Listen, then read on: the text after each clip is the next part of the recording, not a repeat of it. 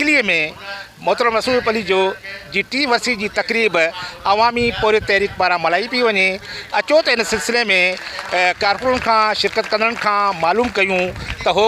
अॼु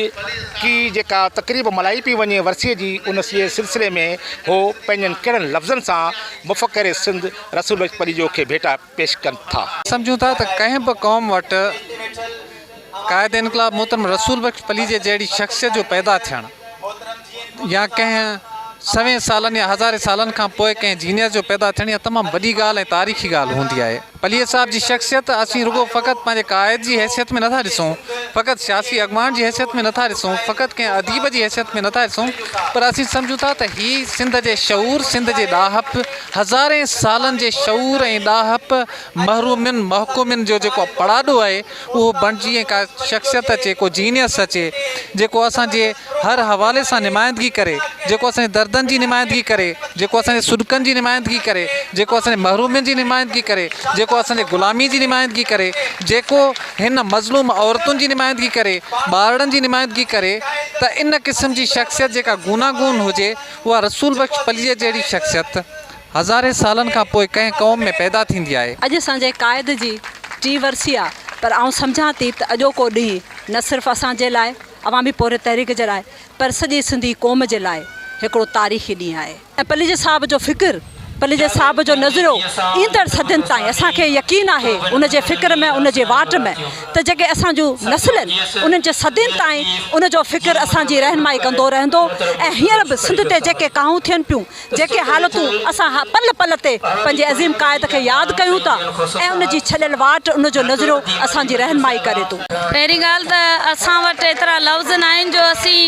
एॾी वॾी शख़्सियत ते ॻाल्हाए सघूं। हू एशिया जो अज़ीम अॻवान हुयो ऐं जंहिं नवां माण्हू पैदा कया, नवां मतिलबु तव्हां ॾिसो था न हीउ जेको क्राउड आहे, जेके बि हज़ारे असांजूं भेनरूं आहिनि, त मतिलबु हिकु नवां माण्हू हुन पैदा कया। ऐं मूं वटि त एतिरा लफ़्ज़ न आहिनि जो आउं एॾी वॾी शख़्सियत ते ॻाल्हाए सघां, पर आउं पली जे साहब जे लाइ इहो शेर पढ़ंदुसि त के माण्हू तारीख़ थियनि था,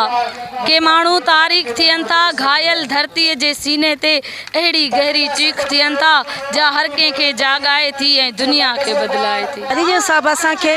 इन शइ जो अहसासु ॾियारियो त इल्मु औरत लाइ तमामु ज़रूरी आहे ऐं औरत पंहिंजे बचनि खे अहिड़ी तरबियत ॾिए त जीअं उन्हनि खे भले बुरे जी ख़बर पवे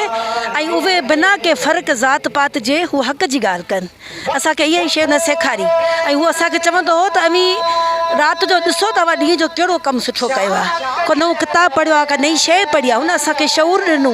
असांखे तालीम जी अहमियत ॾियारी, असांखे औरत जो क़दुरु करणु सेखारियो। असां उनजी जेतिरी तारीफ़ करियूं, जेतिरी बि वर्सियूं मल्हायूं, उनखे यादि करियूं, नई टईअ खे ॿुधायूं, उहे थोर ॾियनि।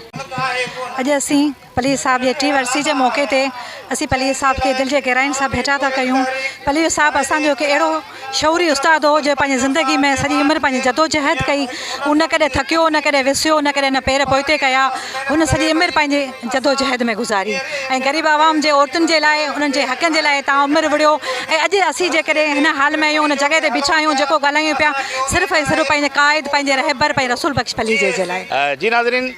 मकली में अवामी पूरी तहरीक पारां मोहतरम रसूल अली जो जी 3 वर्सी मल्हाई पई वञे। 3 वर्सी जे मौक़े ते शिरकत कंदड़नि जूं तव्हां ॻाल्हियूं ॿुधियूं। अली जे हवाले सां हुननि पंहिंजे रसूल अली जे फ़िक्र खे न रुगो विसारियो आहे, पर हू हुन फ़िक्र ते हलंदे इन्हनि इहो बि वचन कयो आहे त हू जेसिताईं बि पार्टी सां सलाड़ियुनि मोहतरम रसूल अली सां वाबस्तगी रखनि था। ऐं हिन वक़्तु सिंध जेका असां केतिरनि ई माना मसइलनि में घेरियल आहे, पर उनजे बावजूदि हिननि वटि रसूल अली जो फ़िक्र आहे। चवनि था त असीं उन जदोजहद जे वसीले सिंध खे उन मां आज पोइ ॾियारींदासीं। कैमरामैन AB शोरो सां गॾु इस्माइल मेमन, टाइम न्यूज़ ठटू।